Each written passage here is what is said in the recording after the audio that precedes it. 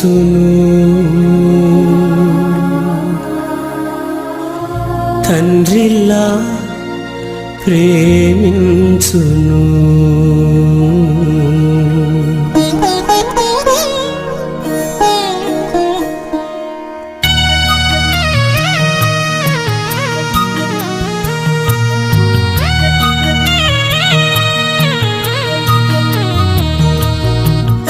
తల్లిలా లాలించును, తండ్రిలా ప్రేమించును. తల్లిలా లాలించును, తండ్రిలా ప్రేమించును. ముదిమి వచ్చు వరకు ఎత్తుకుని ముత్తాడును, చంక పెట్టుకొని కాపాడును. యేసయ్యా తల్లిలా లాలించును, తండ్రిలా ప్రేమించును. తల్లిలా లాలించును, తండ్రిలా ప్రేమించును.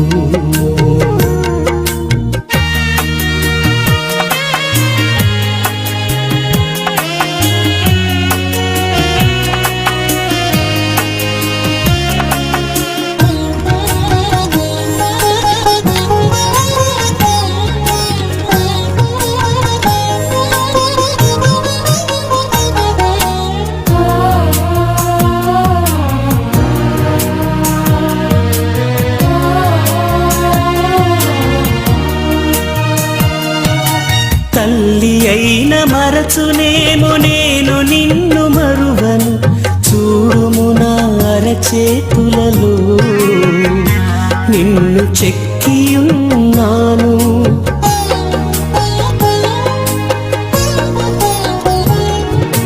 తల్లి అయిన మరచునేమో నేను నిన్ను మరువను, చూడుము నా అరచేతులలో నిన్ను చెక్కియున్నాను. నీ పాదము తొట్టిల్లనీయను నేను, నిన్ను కాపాడువాడు కునుకడు నిదురపోడు అని చెప్పి వాగ్దానం చేసిన యేసయ్యా తల్లిలా లాలించును, తండ్రిలా ప్రేమించును. తల్లిలా లాలించును, తండ్రిలా ప్రేమించును.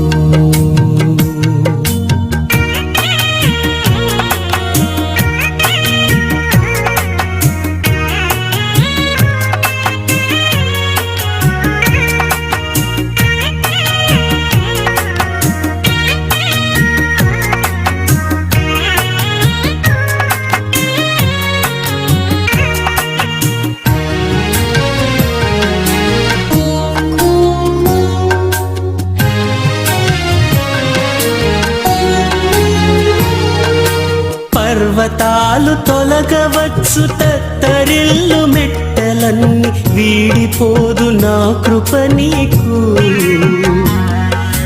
నా నిబంధన తొలగదు,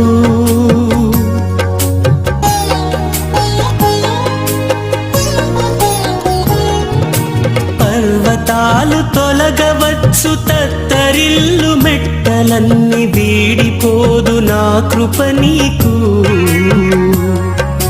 నా నిబంధన తొలగదు. దిగులు పడకు, భయపడకు, నిన్ను విమోచించెదా. నీదు భారమంత మోసి నాదు శాంతి నొసగెదా అని చెప్పి వాగ్దానం చేసిన యేసయ్యా తల్లిలా లాలించును, తండ్రిలా ప్రేమించును. తల్లిలా లాలించును, తండ్రిలా ప్రేమించును. ముదిమి వచ్చు వరకు ఎత్తుకొని ముత్తాడును, సంక పెట్టుకొని కాపాడును. యేసయ్యా తల్లిలా లాలించును, తండ్రిలా ప్రేమించును. తల్లిలా లాలించును, తండ్రి తండ్రిలా ప్రేమించును.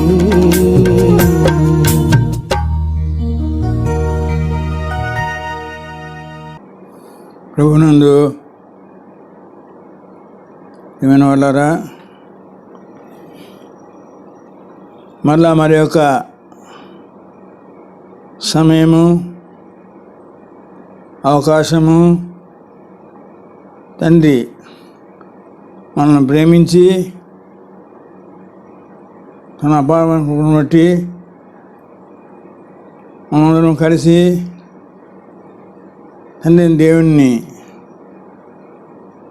నామాన్ని మహిమపరచడానికి,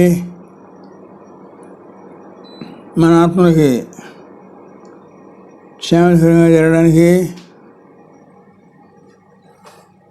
తండ్రి మనం ప్రేమించి ఈ అనుకూల సమయాన్ని మనకి చెందిన మన తండ్రి ఉన్నాం. అయితే దేవుని వాక్యం మనం ధ్యానించే ముందు ఈ పరిస్థితి గురించి ప్రభు యొక్క కృపా సమాధానం ఎదురు వచ్చి మనం ప్రార్థన చేద్దాం. ప్రార్థన.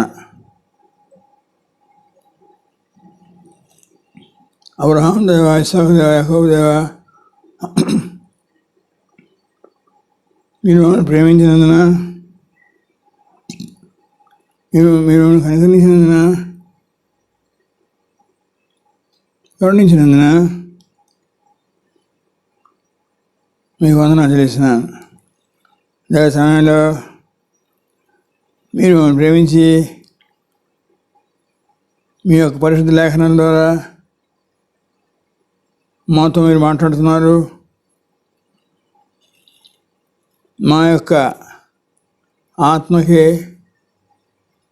క్షేమకరమైన స్థితి మీరు మాకు అనుభవించబోతున్నారు కనుక వందనాలు తెలుస్తున్నాను తండ్రి. సమయంలో మీ లేఖనాల ద్వారా మాతో మాట్లాడమని, మీ నామానికి మహిమ, ఘనత, ప్రభావమును ఆరోపిస్తూ యేసుక్రీస్తు నామములో అడిగి వేడుకుంటున్నాను తండ్రి. ఆమేన్. మంచిది. వినవాళ్ళరా, ఈ గ్రంథం మనం గమనించినప్పుడు ఒక అంశము, ఒక విషయం యేసు దగ్గరికి వచ్చిన ప్రతి కూడా, ప్రతి విశ్వాసి కూడా ప్రభువుని గమనించాలని అనుకున్నటువంటి ప్రతి ఒక్కరు కూడా ఆ జీవిత యాత్రలో వారు ఎదుర్కొనేటువంటి ఒక వాస్తవమైన విషయం ఏంటంటే, ప్రభువుని వెంబడించే మానవుని యొక్క జీవితంలో ఒక పోరాటం ఉంటుంది. ఒక పోరాటం. ఈ పోరాటం ఆంతరంగమైంది. ఈ పోరాటం నాకు లేదు అని ఎవరు చెప్పినా అది వాస్తవం కాదు. ఇక్కడ దేని వాక్యం ఏంటంటే, శరీరము, ఆత్మ, ఈ రెండు కూడా మానవ జీవితంలో పోరాడుతుంటాయి. పోరాటం లేదు అని చెప్పడానికి వీల్లేదు. అయితే పోరాటం అది ఉన్నప్పుడు ఒక విషయం నేను చెప్తాను మీకు, దయచేసి వినండి. ఈ పోరాటం ఇది మన జీవితంలో మనం గమనించినట్టయితే మన శరీరమునకును మన ఆత్మకును కలిగే ఆంతరిక ఒక పోరాటం. ఈ పోరాటంలో మనం ఎప్పుడూ కూడా విజయం దేవుడు మనకు వాగ్దానం చేశాడు. దయచేసి గమనించండి. పోరాటం ఉంది, యుద్ధం ఉంది. ఆ సమయంలో ఆ యుద్ధంలో, ఆ పోరాటంలో దేవుడు మనం ప్రేమించి మనకి విజయం వాగ్దానం చేశాడు. విజయం మనకు మాట చెప్పాలంటే విజయం మనకు అనుగ్రహించాడు.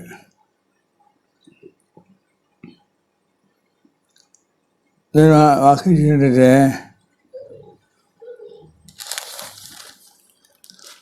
రెండో కొరింథీ 1వ అధ్యాయం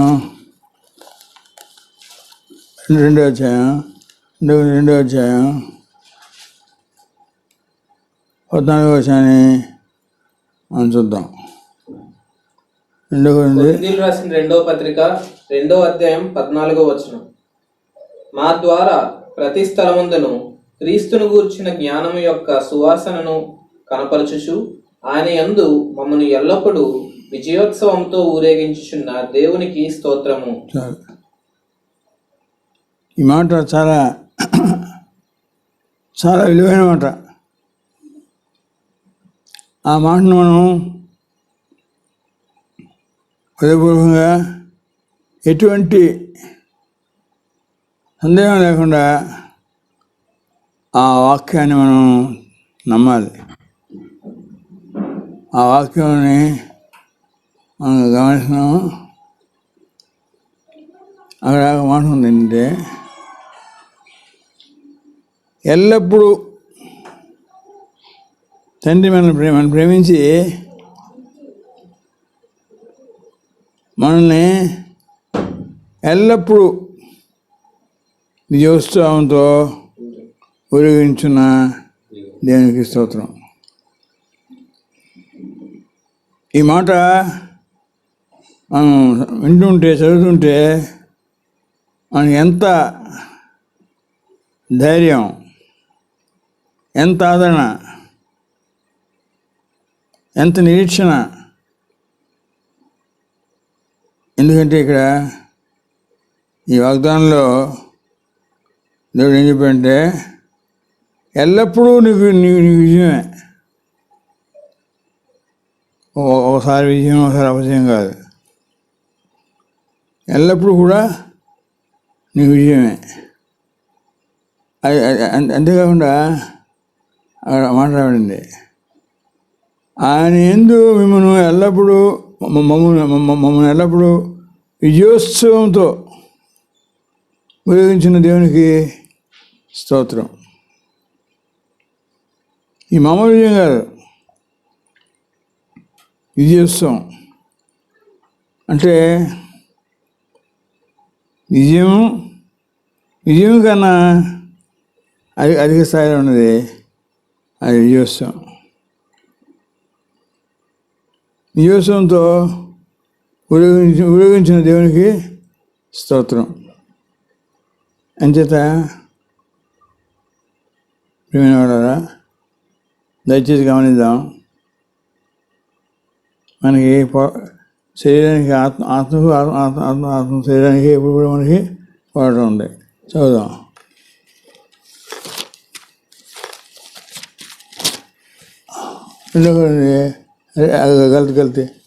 గల్తీ 5వ అధ్యాయం ఏంటంటే,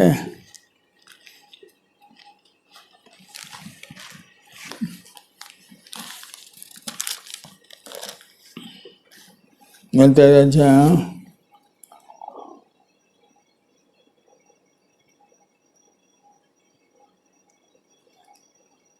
17. గలతీ 5:17. శరీరము ఆత్మకును, ఆత్మ శరీరమునకును విరోధముగా అపేక్షించును. ఇవి ఒకదానికొకటి వ్యతిరేకముగా ఉన్నవి గనుక మీరేవి చేయ నిశ్చయింతురో వాటిని చేయకుందురు. మీరు ఆత్మచేత నడిపింపబడిన ఎడల ధర్మశాస్త్రమునకు లోనైన వారు కారు. శరీర కార్యములు స్పష్టమై ఉన్నవి. అవేవనగా జారత్వము, అపవిత్రత, కాముకత్వము, విగ్రహారాధన, అభిచారము, ద్వేషములు, కలహములు, మత్సరములు, క్రోధములు, కక్షలు, భేదములు, మితములు, అసూయలు, మత్తతులు, అల్లరితో కూడిన ఆటపాటలు మొదలైనవి. వీటిని గూర్చి నేను మునుపు చెప్పిన ప్రకారము ఇట్టి వాటిని చేయువారు దేవుని రాజ్యమును స్వతంత్రించుకొనరని మీతో స్పష్టముగా చెప్పుచున్నాను. ఇక్కడ ఈ వాక్యం ద్వారా మనకి మనకి మన మన మన అనుభవంలో మన జీవితంలో ఉన్నదే దాన్నే మరోసారి ప్రభువారు దానిపై వివరించి మనల్ని హెచ్చరిస్తున్నారు. మనం చూస్తుంటే శరీరము ఆత్మకును, ఆత్మ శరీరమును విరోధముగా అపేక్షించను. ఇవి ఒకదాని ఒకటి వ్యతిరేకంగా ఉన్నాయి కనుక మీరేమి చేయ నిశ్చయించరో వాటిని చేయకుందరు. ఆత్మకి శరీరానికి ఒక పోరాటం ఉంది. దాని యొక్క ఫలితం ఏంటి? మనం ఏవైతే చేయాలనుకుంటామో వాటిని మనం చేయం. ఈ సమయంలోని రోమ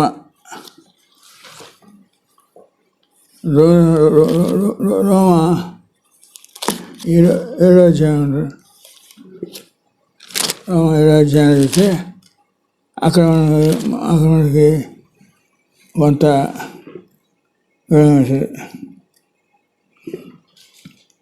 రోమ 7వ అధ్యాయం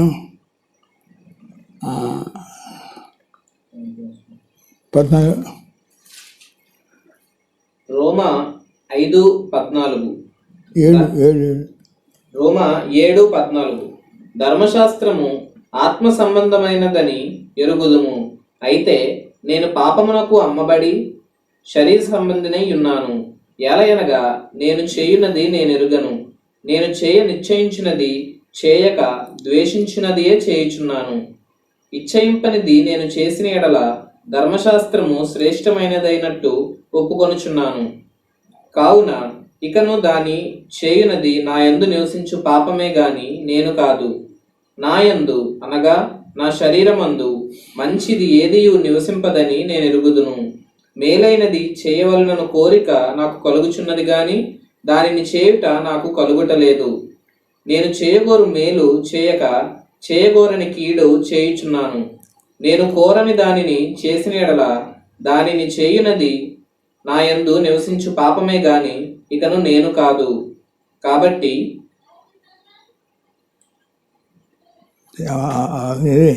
కాబట్టి మేలు చేయగోరు నాకు కీడు చేయుట కలుగుచున్నదను ఒక నియమము నాకు కనబడుచున్నది. ఇంకేంటంటే ఈ లేఖన భాగంలో మనం గమనించినట్టయితే ఒక సత్యాన్ని మన జీవితంలో జరుగుతుండే ఆ దేవుడు మనకి మళ్ళా జ్ఞాపకం చేస్తున్నాడు, హెచ్చరిస్తున్నాడు. ఇక్కడ మనం ఈ చదివిన లేఖన భాగాన్ని మనం గమనించినట్టయితే అక్కడ ఏదైతే నేను చేయని అనుకుంటానో అది నేను చేయక డిసిషన్ చేస్తున్నాను. అంటే నేను ఏది చేస్తున్నానో అదే చేస్తున్నాను.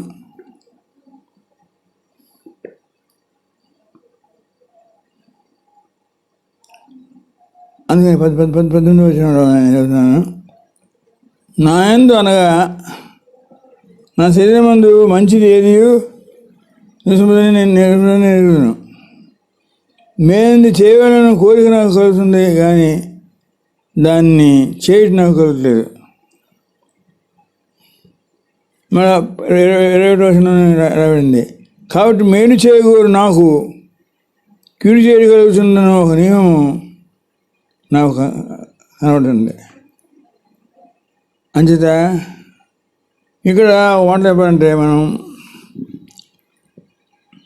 ఒక పోరాటం, శరీరానికి ఆత్మకి పోరాటం. ఆ పోరాటం ఉంటుంది. ఆ పోరాటంలో దేవుడు మనం ప్రేమించి మనం ఏం చేశాడు, ఒక విజయాన్ని దేవుడు వాగ్దానం చేశాడు.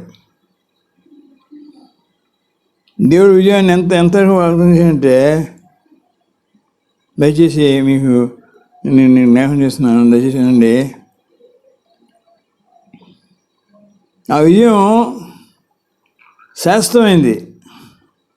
ఈ పోరాటంలో, ఈ యుద్ధంలో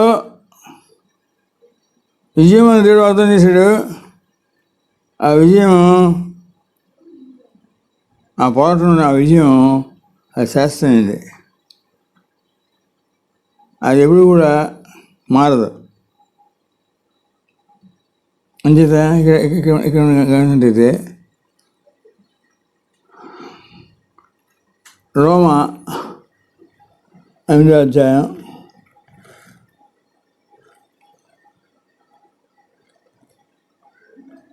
3-5.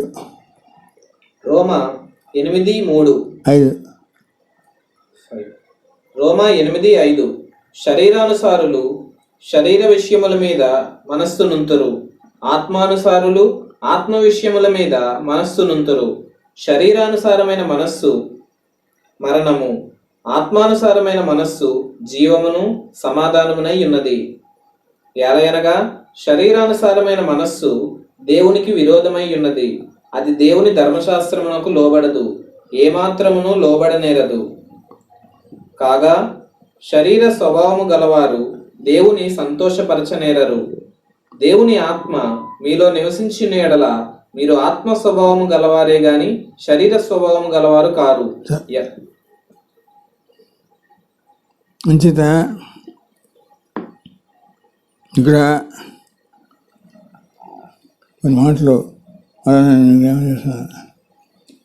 శరీరానుసారమైన మనస్సు,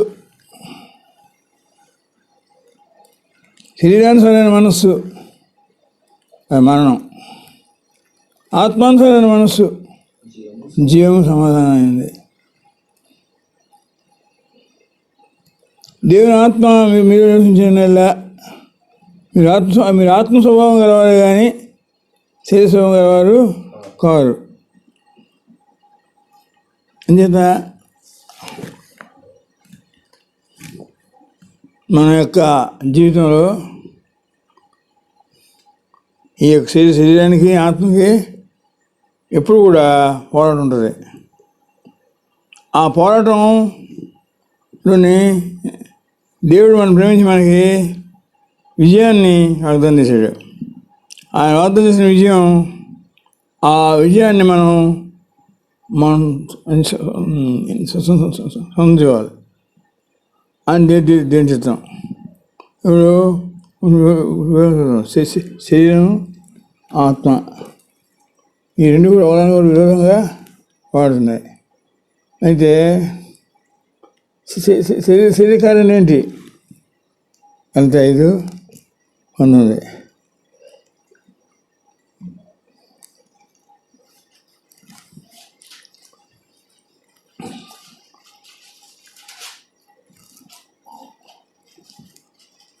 గలతీ 5:19. శరీర కార్యములు స్పష్టమై ఉన్నవి, అవేవనగా జారత్వము, అపవిత్రత, కాముకత్వము, విగ్రహారాధన, అభిచారము, ద్వేషములు, కలహములు, మత్సరములు, క్రోధములు, కక్షలు, భేదములు, మితములు, అసూయలు, మత్తతులు, అల్లరితో కూడిన ఆటపాటలు మొదలైనవి. వీటిని గూర్చి నేను మునుపు చెప్పిన ప్రకారము ఇట్టి వాటిని చేయువారు దేవుని రాజ్యమును స్వతంత్రించుకొనరని మీతో స్పష్టముగా చెప్పుచున్నాను. తర్వాత అయితే ఆత్మఫలం ఏమనగా ప్రేమ, సంతోషము, సమాధానము, దీర్ఘశాంతము, దయాళుత్వము, మంచితనము, విశ్వాసము, సాత్వికము, ఆశానిగ్రహము. ఇట్టి వాటికి విరోధమైన నియమం ఏదియూ లేదు. క్రీస్తు యేసు సంబంధులు శరీరమును దాని ఇచ్చలతోనూ దురాశలతోనూ సిలువ వేసి ఉన్నారు.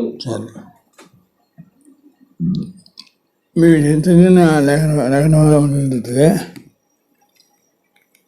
శరీర కార్యములు.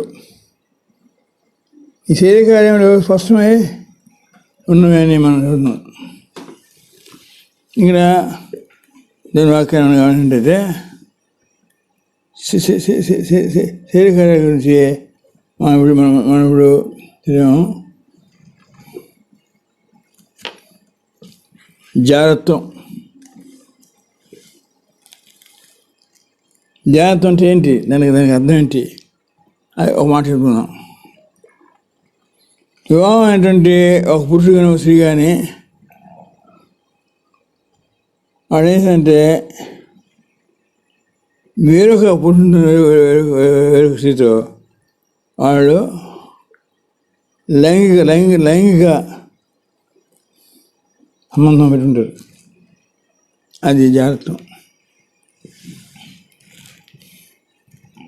మీరు మత్తయి సువార్త 5వ అధ్యాయం 31, 32 వచనం చూద్దాం. అక్కడ మనకి మత్తయి సువార్త 5వ అధ్యాయము 31వ వచనం. తన భార్యను విడనాడు వాడు ఆమెకు పరిత్యాగ పత్రిక ఇయ్యవలనని చెప్పబడి ఉన్నది కదా. నేను మీతో చెప్పినదేమనగా వ్యభిచార కారణమును బట్టి గాక తన భార్యను విడనాడు ప్రతి వాడును ఆమెను వ్యభిచారినిగా చేయుచున్నాడు. విడనాడుబడిన దానిని పెండ్లాడు వాడు వ్యభిచరించుచున్నాడు. జాగ్రత్త. ఇవన్నీ ఏంటి? తర్వాత వ్యభిచారం అంటే ఏంటంటే అక్కడ అర్థం తెలుసు కానీ నేను ఒక మాట చెప్తున్నాను. అది నీతికి దేవుని నీతికి దూరంగా, దేవుని నీతికి ఎడంగా జీవిస్తున్నటువంటి అనైతిక నీతి తప్పినటువంటి ఒక స్థితి. ఆ అనైతిక స్థితిలోని అది ఒకవేళ శరీరాన్ని బట్టి ఒక పురుషుడు స్త్రీ కానీ ఎవరైనా సరే అనైతికంగా జీవించినట్టయితే, నీతి తప్పి లైంగికంగా జీవించినట్టయితే అది విచారం. గణంలోని ఈ అన్ని చేసిన అందరూ గణంలో ఉన్నారు. తర్వాత అపవిత్రత. అర్థం ఏంటంటే దుష్టక్రియలు, ఉదయం నుంచి వచ్చే దుస్తలంపులు, ఆలోచనలు, ఈ అపవిత్రత. మనం కొలసి 3వ అధ్యాయం 5వ వచనం. కొలస్సి 3:5. కావున భూమి మీద ఉన్న మీ అవయవములను అనగా జారత్వమును, అపవిత్రతను, కామాతురతను, దురాశను, విగ్రహారాధన అయిన ధనాపేక్షను చంపివేయుడి. వాటి వలన దేవుని ఉగ్రత అవిధేయుల మీదకి వచ్చును. కొలస్సి 3:5. తర్వాత కాముకత్వం. ఈ కాముకత్వం అర్థం ఏంటంటే ఓ మానవుడు తన హృదయంలో ఉన్నటువంటి కోరిక ప్రకారంగా నడుచుకుంటాడు, జీవిస్తుంటాడు. సిగ్గు లేకుండా హెచ్చరిడిగా వాడు జీవిస్తుంటాడు. అని చూద్దాం. 2 Corinthians 12వ అధ్యాయం 21వ వచనం.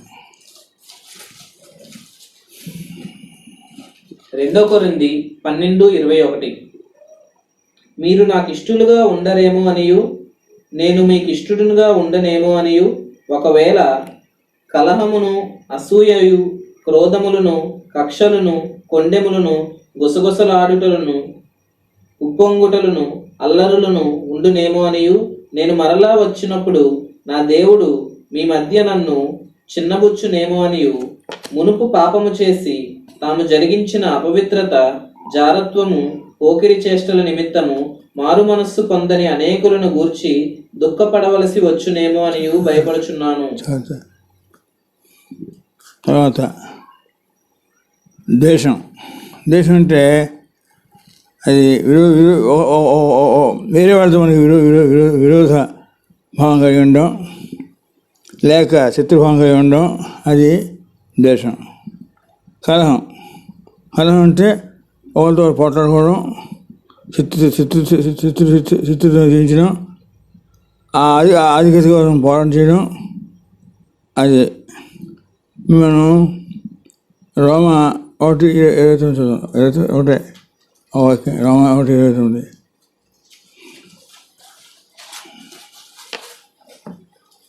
రోమ 1:29.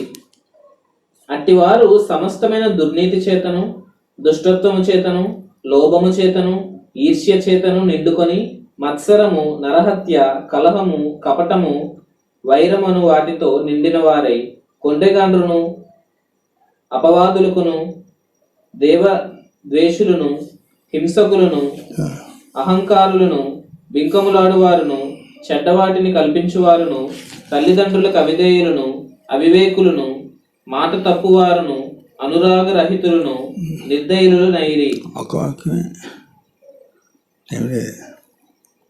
సరే, ఇప్పుడు భేదం, కక్షలు, భేదములు, విమతములు, అసూయలు, హత్యలు, అలతగు నాటుబాట్లు, ఈ యొక్క ఈ పదాలన్నీ కూడా ఏమంటామంటే ఈ శరీరకార్యాలు. శరీరకార్యాలు కాబట్టి ఈ శరీరకార్యాలు చేస్తున్నప్పుడు అది దేవునికి మానవుని దూరం చేస్తుంది. ఇంకో విషయం చెప్తున్నాను. ఈ శరీరకార్య అన్ని గురించి ఒక మాట చెప్తాను.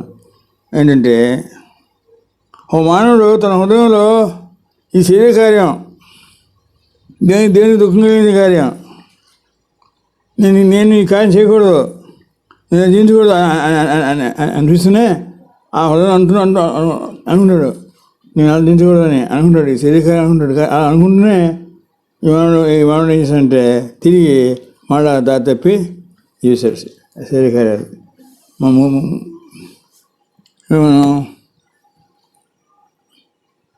ఆత్మ ఉంది మన ఇప్పుడు 45లోని అది చెప్తున్నాను. 45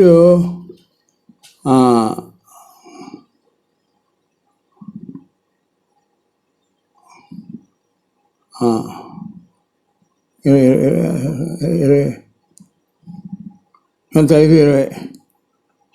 గలతీ 5:20. శరీర కార్యములు స్పష్టమై ఉన్నవి. అవేవనగా జారత్వము, అపవిత్రత, కాముకత్వము, విగ్రహారాధన, అభిచారము, ద్వేషములు, కలహములు, మత్సరములు, క్రోధములు, కక్షలు, భేదములు, మితములు, అసూయలు, మత్తతులు, అల్లరితో కూడిన ఆటపాటలు మొదలైనవి.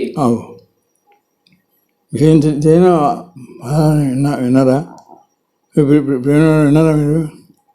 ఈ పదాలకు అర్థం ఏంటంటే అర్థం ఏంటంటే అక్కడ వీటిని గురించి నేను ముందు చెప్పిన ప్రకారం, వీటిని గురించి నేను ముందు చెప్పిన ప్రకారం ముందు చెప్పాను. నేను నా యొక్క ఉపదేశాల్లో పోవాలన్నాడు మరణ చెబుతాను. వీటిని గురించి నేను మునుపు చెప్పిన ప్రకారము ఇట్టి వాటిని చేయవారు దేవుని రాజ్యమును సొంతించుకోవాలని మీతో స్పష్టంగా చెబుతున్నాను. వీటిని గురించి అని ఏమంటారు? వీటిని గూర్చి అడిగా నేను మునుపు చెప్పిన ప్రకారము ఇట్టి వాటిని చేయువారు దేవుని రాజ్యమును స్వతంత్రించుకొనరని మీతో స్పష్టముగా చెప్పుచున్నాను. అయితే ఆత్మఫలమేమనగా ప్రేమ, సంతోషము, సమాధానము, దీర్ఘశాంతము, దయాళుత్వము, మంచితనము, విశ్వాసము, సాత్వికము, ఆశానిగ్రహము. ఇట్టి వాటికి విరోధమైన నియమమేదియూ లేదు. క్రీస్తు యేసు సంబంధులు శరీరమును దాని ఇచ్చలతోనూ దురాశలతోనూ సిలువ వేసి ఉన్నారు. ఇంతకు మనం మానవ జీవితంలో ఉండే శరీర కార్యాలు రాసాం. ఇప్పుడు ఆత్మలో ఏంటి? ఆత్మ అంటే మొదటి ప్రేమ. ప్రేమ అంటే అది ఎటువంటి ప్రేమ అంటే మనం ఇప్పుడు కూడా చెప్తుంటాము, పవిత్ర హృదయం నుండి, మంచి మనసాక్షి నుండి, నిష్కరణ సాధన కొరకు ప్రేమ, అది ప్రేమ. తర్వాత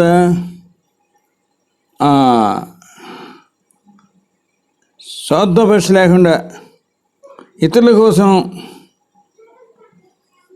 మనం వారి ఇతరుల మేలు గురించి మన జీవితంలో ఒక శ్రేష్టమైన దాన్ని మనం కోరుకోవడం. తర్వాత సంతోషం.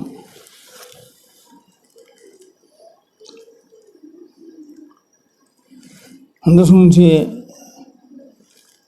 క్రీస్తులో విశ్వసించిన వారికే ఈ ప్రేమ సాధ్యమైంది. కృప, ఆశీర్వాదాలు, వాగ్దానాలు, దేవునితో సాన్నిహిత్యం మొదలైన వాటి మూలంగా కలిగే ఆనందం. ఈ ఆనందం ఎటువంటి ఆనందం అంటే దేవుని కృప, దేవుని యొక్క ఆశీర్వాదం, వాగ్దానాలు, దేవునితో సాన్నిహిత్యంగా కలిగి ఉండడం, దానివల్ల కలిగేటువంటి ఆనందం, ఈ సంతోషం. మూడోది ఆత్మలో మూడోది సమాధానం. అంటే ఏంటి సమాధానం అంటే? ఈ ఆత్మలో సమాధానం గురించి మనం మాట గమనిస్తున్నాం. ఏంటంటే సమాధానం కలిగినటువంటి మానవుని యొక్క జీవితం గురించి నేను వాక్యం ఏం చేస్తుంది చూద్దాం. దేని వాక్యం ఏం చేస్తుందంటే ఆయనకి పరలోక తండ్రికి మధ్య అంతా కూడా సామరస్యంగా ఉన్నదని అవగాహనపై ఆధారపడి మన హృదయాల్లో మనసులో ఉన్న నెమ్మది, ప్రశాంతత.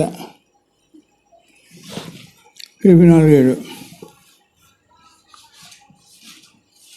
ఫిలిప్పీ 4:7.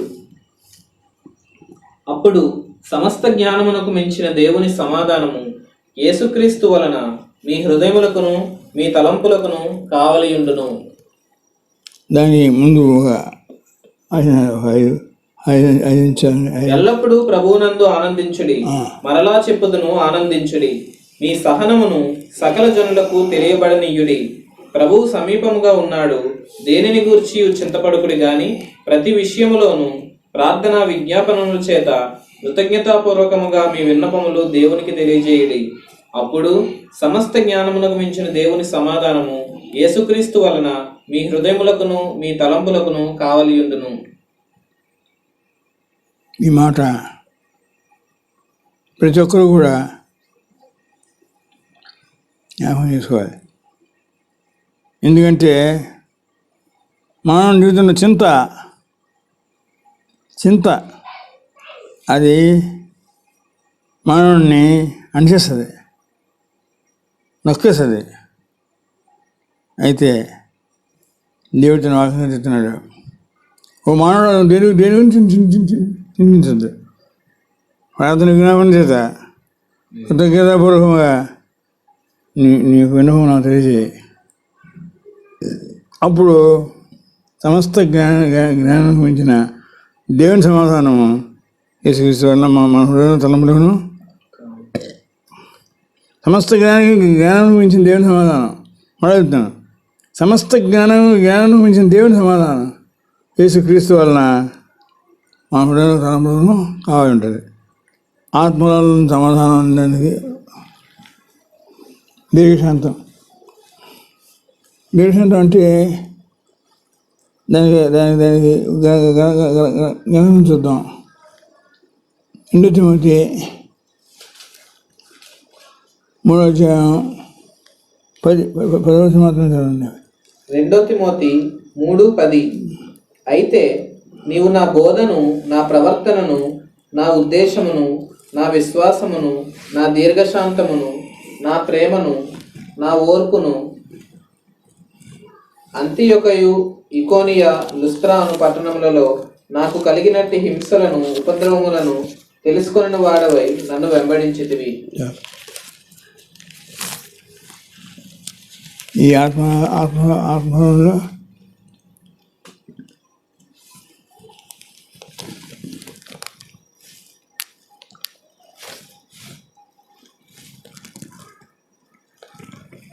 దీర్ఘంతం గురించి ఉంటున్నాను. 5 దయాళత్వం. దయాళత్వం అంటే ఇతరులను బాధపరచకపోవడం, ఎవరికి నొప్పి కలిగించుకోవడం, అది దయాళత్వం.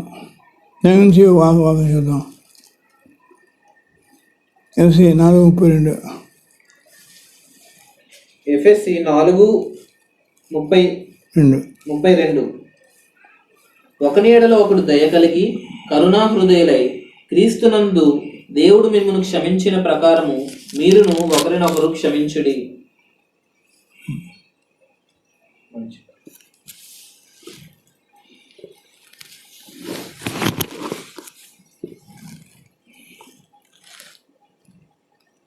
మంచిది. తర్వాత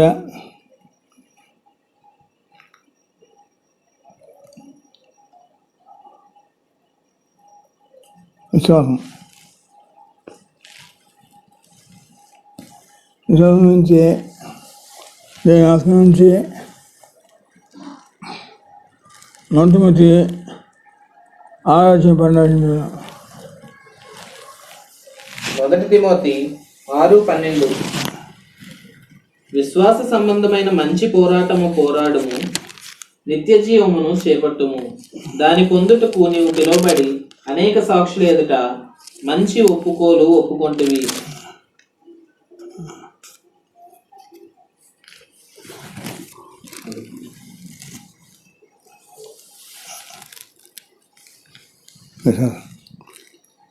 విశ్వాసం ఇంకా మనం చూసినట్టయితే ఒక అధ్యాయం ఉంది గ్రంథంలో. దయచేసి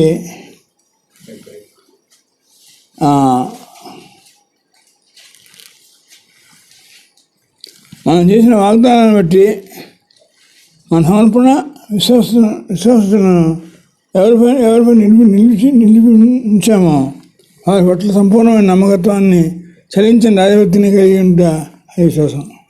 తర్వాత 8 సాత్వికం. సాత్వికం గురించి చూసినట్టయితే అందరి నుంచి ఉదాహరణ చూద్దాం. మత్తయి సువార్త 11:29. మత్తయి సువార్త 13:29. మత్తయి సువార్త 11:29 నేను సాత్వికుడను దీనమనస్సు గలవాడను గనుక మీ మీద నా కాడి ఎత్తుకొని నా యొద్ద నేర్చుకొనిడి, అప్పుడు మీ ప్రాణములకు విశ్రాంతి దొరుకును. ఎలయనగా నా కాడి సులువుగాను నా భారము తేలికగాను ఉన్నవి. అక్కడ సాత్వికం. సాత్వికం అంటే దానికి ఒక మాట చెప్తానండి. సాత్వికం బలము, ధైర్యంతో కూడినటువంటి ఒక నిగ్రహం. ఈ కోపం చూపించిన సమయంలో చూపించవలసిన సమయంలో తను తాను తగ్గించుకొని లోపల ఉండడం సమయంలో తగ్గించుకోగల ఆ వ్యక్తిని సూచిస్తుంది. అంటే సాత్వికం అంటే ఏంటంటే కోపం చూసి నేను కోపించడం, తను తాను తగ్గించుకుని లోపల ఉండడం తగ్గించుకోవడం. అంటే ఈ యొక్క సాత్వికానికి అర్థం ఏంటంటే మా ప్రభువారు మొత్తం రాస్తాడు, సాత్వికులు ధన్యులు అగులోకమని. అంటే ఇక్కడ సాత్వికం అనే మాటకి ఇక్కడ గ్రంథంలో ఉన్నటువంటి వాక్యం ఉన్నటువంటి ఏంటంటే భూమి ఉన్న అందరిలో కూడా మోసే సాత్వికుడు. సాత్వికుడు అంటే తొందరపడ్డావు, ఆ యొక్క పరిస్థితిని బట్టి అతను కుంగిపోడు. సాత్వికుడు ఎప్పుడు కూడా ఎంత చదివించినా ఎంత బాగా వచ్చినా ఏమొచ్చినా సరే సాత్వికుడు ఎప్పుడు కూడా ధైర్యంగా ఉంటాడు, నిగ్రహంగా ఉంటాడు. సాత్వికుడు ఆసనగ్రహం. ఆసనగ్రహానికి మనం 100 నుంచి 9:25 9:25 చూద్దాం. 1 కొరింథీ 9:25. మరియు పందెమందు పోరాడు ప్రతివాడు అన్ని విషయములయందు మితముగా ఉండును. వారు క్షయమగు కిరీటమును పొందుటకును, మనమైతే అక్షయమగు కిరీటమును పొందుటకును మితముగా ఉన్నాము. కాబట్టి నేను గురి చూడని వాని వలె పరుగెత్తువాడను కాను. గాలిని కొట్టినట్టు నేను పోట్లాడుట లేదు గాని, ఒకవేళ ఇతరులకు ప్రకటించిన తరువాత నేనే భ్రష్టుడనైపోతునేమో అని నా శరీరము నలుగుగొట్టి దానిని లోపరుచుకొనుచున్నాను.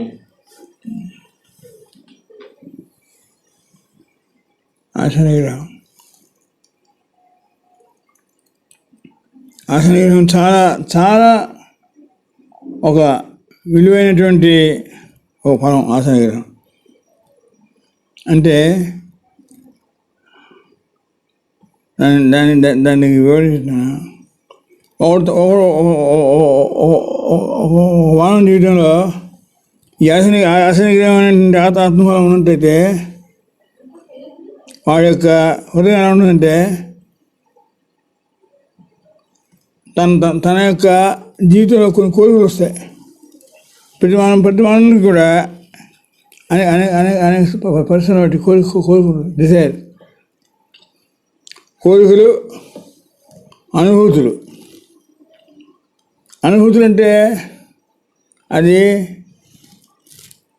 కొన్ని సందర్భాల్లోని ఒక మానవ శరీరం ఒక ఇన్స్పిరేషన్ వస్తుంది, అనుభూతి వస్తుంది. ఆ అనుభూతి వ్యతిరేకంగా ఆ మానవునికి కీడు కలిగించేది ఉంటాయి ఉన్నప్పుడు కూడా ఈ ఆసనగ్రహం ఫలం బట్టి ఆ మానవుడు తన జీవితంలోని ఈ కోరికలను, ఈ ఆశలను రెంటిని కూడా అదుపులో ఉంచుకునే సామర్థ్యం. ఆసనగ్రహం అంటే అనేక ఆశలు వస్తుంటాయి, అనేక కోరికలు వస్తుంటాయి.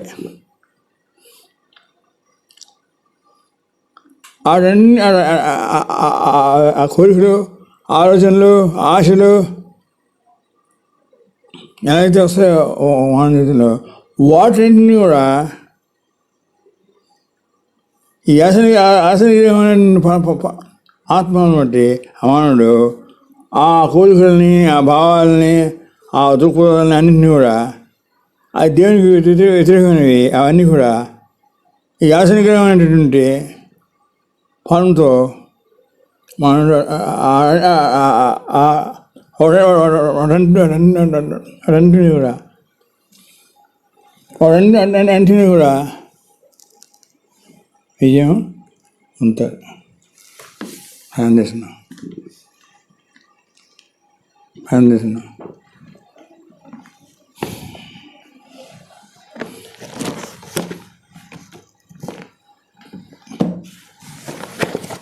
దయచేసి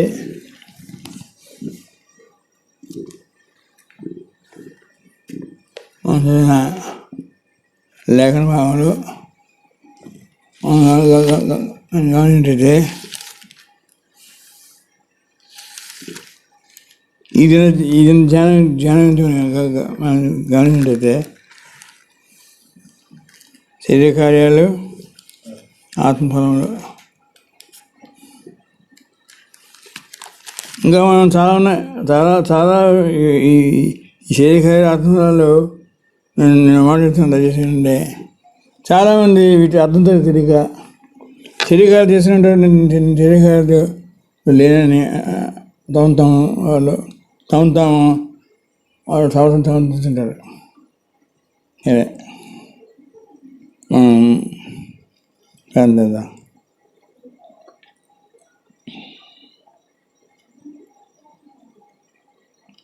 సహోదర సహోదరి, ఈ సమయంలో నీ జీవితంలో మన ఈ భూమి మీద జీవితంతకాలం కూడా మనలో ఒక పోరాటం ఉందని దేని వాకున్నారు. మనం మరోసారి ఇది నన్ను నచ్చిన బిడ్డాం.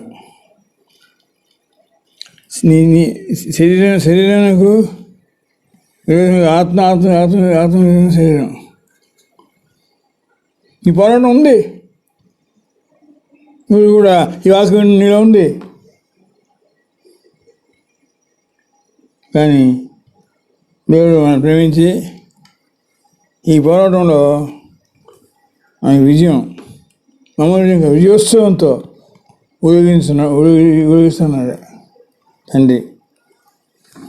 పోరాటంతో నువ్వు నేను ఈ పోరాటంలో ఆత్మకి ఈ పోరాటంలో మనం చాలా కుంగిపోతున్నాం, చాలా అశాంతికి గురవుతున్నాం. అయితే దేవుడు మనం ప్రేమించి మనకి విజయం అర్థం చేశాడు. కాబట్టి ఆ విజయం మందే. నువ్వు నేను విజయం పొందడానికి దేవుడు మనల్ని ఏర్పడుతున్నాడు. అందుకని రచించాడు. ఏంటి శరీరకార్యాలు నుంచి మళ్ళీ మనం చెప్పాల్సినది. అయితే ఈ శరీరకార్యాలు చేయవారు వీటిని గురించి నేను ముందు చెప్పిన ప్రకారం వాక్యం, ఇట్టి వాటిని చేయవారు, శరీరకార్యం చేయవారు దీని రాజ్యమును పొందించుకోండి మీరు స్పష్టంగా చెబుతున్నాను. వాక్యం ఉంది. అయితే దేవుని ఆత్మ మనలో ఉన్నప్పుడు మనం ఆత్మఫలములతో ఉంటాం. ఆత్మఫలం గురించి 9 ఆత్మఫలాల నుంచి మనం రేఖం చేస్తున్నాం. 9 ఆత్మఫలాలు కూడా మనం ఫలిస్తాం. ఇక్కడ మాట చెప్తున్నాను, అపవాది నువ్వు ఈ 9 ఆత్మఫలాలు నువ్వు ఫలించలేవు, ఆయనకి అసాధ్యం అంటాడు. కానీ దేవుని వాక్యం బట్టి చెప్తున్నాను, దయచేసి అది సాధ్యం. ఎందుకంటే దేవుని ఆత్మ మన శరీరంలో జీవిస్తుంది. కాబట్టి దేవుని ఆత్మ ఎప్పుడైతే మన శరీరం ఆయన వాగ్దాన్ని బట్టి మన శరీరం దేవుని ఆత్మే మనల్ని ప్రేమించి మనల్ని ఒప్పింపజేసి మనల్ని ఆ ఆత్మలో ఫలించేటట్టుగా మనం సిద్ధవస్తుంది. అంతేకాకుండా ఆత్మలో మనం తప్పకుండా ఫలిస్తాం. నిన్ను దేవుడు ప్రేమించి ఆత్మలో ఫలించడానికే దేవుడు మనల్ని ఏర్పరిచాడు. కాబట్టి తప్పకుండా ఆత్మలో ఫలిస్తాం. అంచేత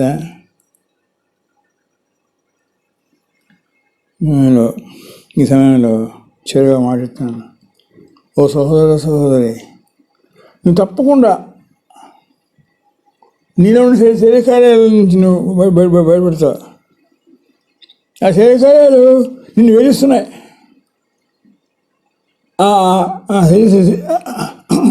ఆ శరీరాన్ని మనస్సు నిన్ను వేస్తుంది, కుంగదీస్తుంది. దేవుడు అన్ని జీవనాన్ని విడిచి తొమ్మిదాత్మ భావాలు పొందడానికి దేవుడు సహాయం చేస్తాడు.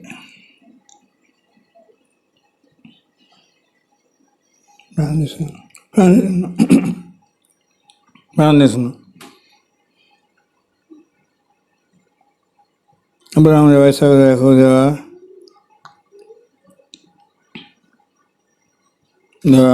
ఈ సమయంలో తండ్రి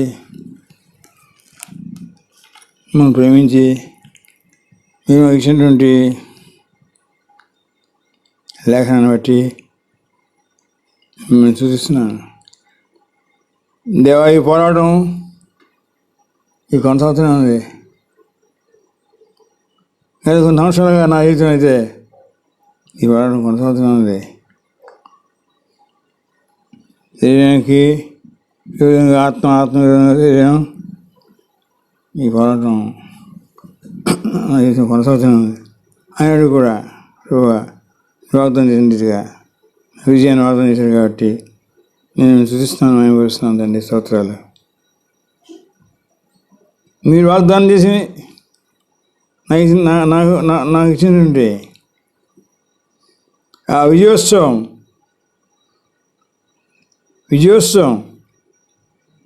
నాది. నేను దానికి హక్కు ఉంది. నేను దాన్ని సంతోషించున్నాను.